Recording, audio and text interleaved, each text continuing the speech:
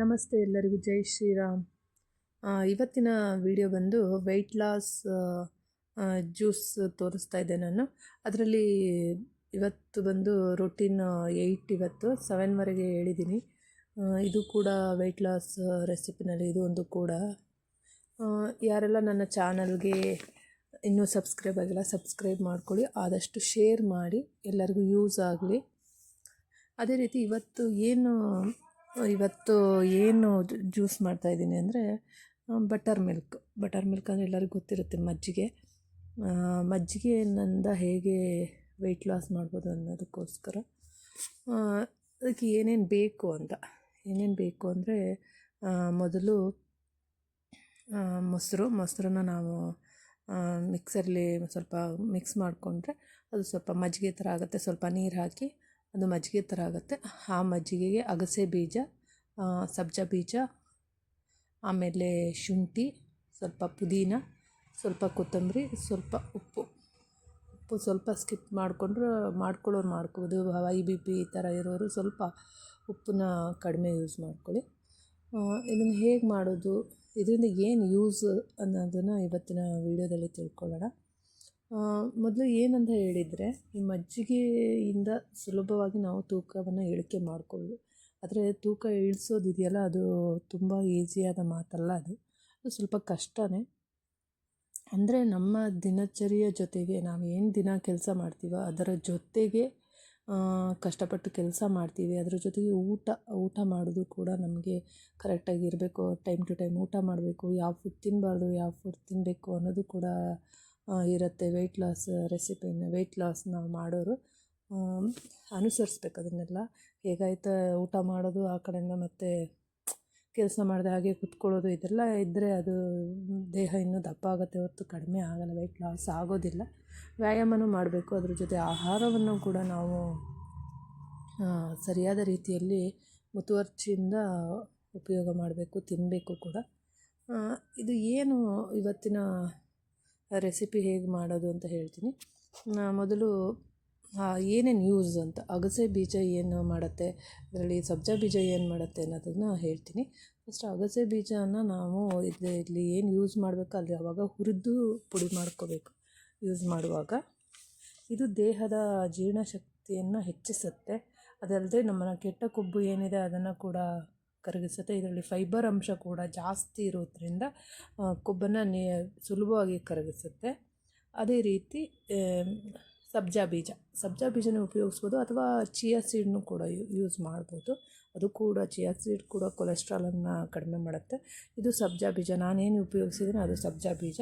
ಇದರಲ್ಲೂ ಕೂಡ ಫೈಬರ್ ಅಂಶ ಜಾಸ್ತಿ ಇದ್ದು ಜೆಲ್ ತರಹ ಇರುತ್ತೆ. ಇದು ಏನು ಜೆಲ್ ಇರುತ್ತೆ ಅದು ಕೊಬ್ಬನ್ನು ಈಸಿಯಾಗಿ ಕರಗಿಸುತ್ತೆ. ಮತ್ತು ಇದನ್ನು ಕುಡಿಯೋದ್ರಿಂದ ನಮಗೆ ಯಾವಾಗಲೂ ಹೊಟ್ಟೆ ತುಂಬಿರೋ ಥರ ಫೀಲ್ ಆಗುತ್ತೆ. ತುಂಬ ಹಸಿವಾಗೋದು ಪದೇ ಆ ಥರ ಆಗೋದಿಲ್ಲ. ತುಂಬ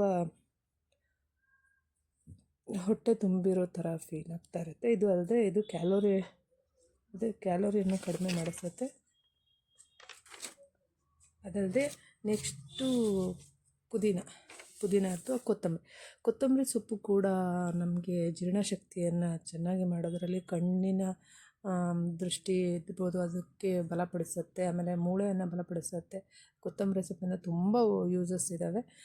ಇದು ಮೇಯ್ನ್ ಇಲ್ಲಿ ನಾನೇನು ಮಜ್ಜಿಗೆ ಯೂಸ್ ಮಾಡಿದರೆ ಇಲ್ಲಿ ಜೀರ್ಣಶಕ್ತಿಯನ್ನು ಹೆಚ್ಚಿಸುತ್ತೆ ಅಂತ ಹೇಳ್ಬೋದು. ಅದೇ ರೀತಿ ಪುದೀನ ಎಲ್ಲರಿಗೂ ಗೊತ್ತಿರೋದು, ಇದು ತುಂಬ ಪರಿಮಳ ಉಳ್ಳಂತಹ ಎಲೆ ಅಂತ ಹೇಳ್ಬೋದು. ಇದು ಒಂಥರ ಮೈಂಡ್ ಫ್ರೆಶ್ ಆಗುತ್ತೆ. ಪುದೀನ ಅಂದರೆ ಫ್ರೆಶ್ನೆಸ್ಗೆ ಪುದೀನ ಜಾಸ್ತಿ ಹೇಳ್ತಾರೆ.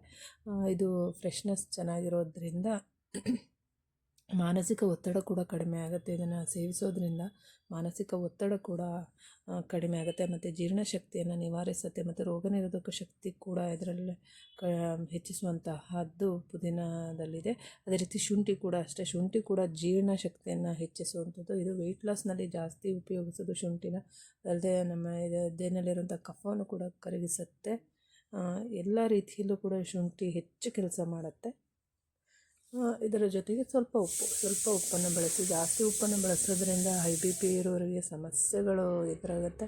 ಅದರಿಂದ ಸ್ವಲ್ಪ ಉಪ್ಪು ಹಾಕ್ಕೊಳ್ಳೋರು ಹಾಕೋಬೋದು, ಹಾಕೊಳ್ಳದೇ ಇರೋರು ಸ್ವಲ್ಪ ಉಪ್ಪನ್ನು ಬಳಸಿ ಅಷ್ಟೆ. ಇದನ್ನು ಹೇಗೆ ಮಾಡೋದು ಅಂದರೆ, ಮೊಸರನ್ನು ತಗೊಂಡು ಅದನ್ನು ಏನು ನಾವು ಕೆಲವರು ಗ್ರೈಂಡ್ ಮಾಡ್ತೀರಿ, ಕೆಲವರು ನಾವು ಮಿಕ್ಸರ್ ಮಾಡೋದರಲ್ಲಿ ಅದರಲ್ಲಿ ಮಿಕ್ಸ್ ಮಾಡಿಕೊಂಡು ಸ್ವಲ್ಪ ನೀರು ಹಾಕಿ ಚೆನ್ನಾಗಿ ತಿರ್ಸಿದಾಗ ಅದು ಮಜ್ಜಿಗೆ ರೂಪಕ್ಕೆ ಬರುತ್ತೆ. ಮಜ್ಜಿಗೆ ಅಂದರೆ ಸ್ವಲ್ಪ ತೆಳ್ಳಗೆ ಇರಬೇಕು, ತುಂಬ ದಪ್ಪ ಇರಬಾರ್ದು ಮಜ್ಜಿಗೆ ಆ್ಯಕ್ಚುಲಿ. ಅದು ಒಳ್ಳೆಯದಲ್ಲ ಆರೋಗ್ಯಕ್ಕೆ. ಸ್ವಲ್ಪ ನೀರಾಗಿರಬೇಕು ಮಜ್ಜಿಗೆ ಅಂದರೆ. ಅದಕ್ಕೆ ಫಸ್ಟ್ ಏನು ಮಾಡಬೇಕು ಅಂದರೆ ಸ್ವಲ್ಪ ಉಪ್ಪು ಹಾಕ್ಕೋಬೇಕು.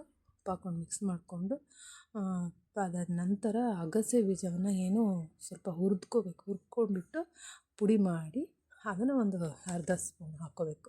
2 ಲೋಟ ಮಜ್ಜಿಗೆ ಮಾಡ್ತೀನಿ ಅಂದರೆ ದೊಡ್ಡ ಗ್ಲಾಸಲ್ಲಿ 2 ಗ್ಲಾಸ್ ಮಜ್ಜಿಗೆ ಮಾಡ್ತೀನಿ ಅಂತ ಹೇಳಿದರೆ ಒಂದು ಅರ್ಧ ಸ್ಪೂನಷ್ಟು ಹುರಿದು ಪುಡಿ ಮಾಡಿರುವಂತಹ ಅಗಸೆ ಬೀಜವನ್ನು ಹಾಕ್ಕೋಬೇಕು. ಅದಾದ ನಂತರ ಈ ಚಿಯಾ ಸೀಡ್ ಅಥವಾ ಸಬ್ಜಾ ಬೀಜ, ನಾನು ಸಬ್ಜಾ ಬೀಜನೇ ಉಪಯೋಗಿಸಿದ್ದೀನಿ. ಅದೊಂದು ಸ್ಪೂನ್ ನೆನೆಸಿ ಇಟ್ಟಿರಬೇಕು. ಮಜ್ಜಿಗೆ ಮಾಡೋ ಮುಂಚೆ ಒಂದು ಸ್ವಲ್ಪ ಹೊತ್ತು ನೆನೆಸಿಟ್ಟು ಒಂದು 10 ಮಿನಿಟ್ಸ್ ನೆನೆಸಿಟ್ರೆ ಅದು ಜೆಲ್ ರೂಪಕ್ಕೆ ಬರುತ್ತೆ. ಆ ಜೆಲ್ಲನ್ನು ತೆಗೆದು ಅದೇನು ಬೀಜ ಇದೆ ಅದನ್ನು ಹಾಕ್ಕೋಬೋದು, ಮಜ್ಜಿಗೆ ಜೊತೆ ಮಿಕ್ಸ್ ಮಾಡ್ಕೋಬೋದು. ಅದಾದ ನಂತರ ಈ ಕೊತ್ತಂಬರಿ ಸೊಪ್ಪನ್ನು ಸ್ವಲ್ಪ ಒಂದು ಅರ್ಧ ಸ್ಪೂನು, ಅದ್ರ ಜೊತೆ ಪುದೀನ ಒಂದು ಅರ್ಧ ಸ್ಪೂನು, ಅದೇ ರೀತಿ ಶುಂಠಿ, ಇದಿಷ್ಟನ್ನು ಮಿಕ್ಸ್ ಮಾಡಿ ಮಧ್ಯಾಹ್ನ ಊಟ ಮಾಡೋಕ್ಕಿಂತ ಮುಂಚೆ ಒಂದು ಅರ್ಧ ಗಂಟೆ ಅಥವಾ ಒಂದು 1 o'clock ಊಟ ಮಾಡ್ತೀನಿ ಅಂದರೆ 11:30 12ಗೆ ಆ ಥರ ಆವಾಗ ಒಂದು ಗ್ಲಾಸ್ ಕುಡಿಬೇಕು. ಅದಾದ ನಂತರ ಒಂದು ಊಟ ಸ್ವಲ್ಪ ತಿಂದಾದ ನಂತರ ಮತ್ತೆ ಒಂದು 3 ಅಥವಾ 4 o'clock ಆವಾಗೂ ಕೂಡ ಒಂದು ಗ್ಲಾಸ್ನ ಡೈಲಿ ಯೂಸ್ ಮಾಡೋದ್ರಿಂದ ಕೊಲೆಸ್ಟ್ರಾಲ್ ತುಂಬ ಕಡಿಮೆ ಆಗುತ್ತೆ. ಅದಲ್ಲದೆ ವೆಯ್ಟ್ ಲಾಸ್ ಕೂಡ ಚೆನ್ನಾಗಾಗುತ್ತೆ. ಇದನ್ನು ಪ್ರತಿದಿನ ಯೂಸ್ ಮಾಡ್ಕೊತ ಬನ್ನಿ. ಅದರಿಂದ ನಮ್ಮ ಹೊಟ್ಟೆಯಲ್ಲಿರುವಂತಹ ಕೆಟ್ಟ ಕೊಬ್ಬಿರ್ಬೋದು ಅದು ಕಡಿಮೆ ಆಗುತ್ತೆ. ಅದು ಏನು ಅಗಸೆ ಬೀಜ ಇದೆ ಅದರ ಫೈಬರ್ ಅಂಶ ಜಾಸ್ತಿ ಇರೋದ್ರಿಂದ ಇದರಲ್ಲಿ ಕೊಲೆಸ್ಟ್ರಾಲನ್ನು ಕರಗಿಸುವಂತಹ ಶಕ್ತಿ ಜಾಸ್ತಿ ಇದೆ. ಇದು ವೆಯ್ಟ್ ಲಾಸ್ ಮಾಡೋರಿಗೆ ತುಂಬ ಉಪಯೋಗಕಾರಿಯಾಗಿದೆ.